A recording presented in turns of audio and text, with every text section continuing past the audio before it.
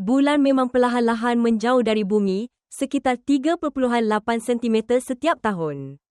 Mungkin terdengar kecil, tapi dalam skala waktu geologi, dampaknya bisa sangat besar.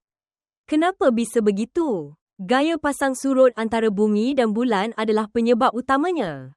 Bumi berputar lebih cepat daripada bulan, sehingga tonjolan pasang laut yang ditarik oleh bulan tertarik ke depan, menciptakan semacam tarikan balik yang mendorong bulan menjauh.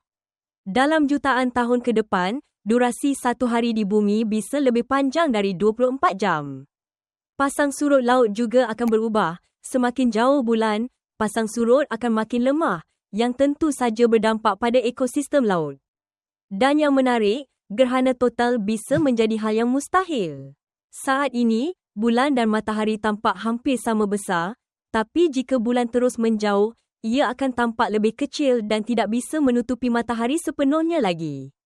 Fakta menarik, sekitar 1.4 miliar tahun yang lalu, satu hari di bumi hanya 18 jam.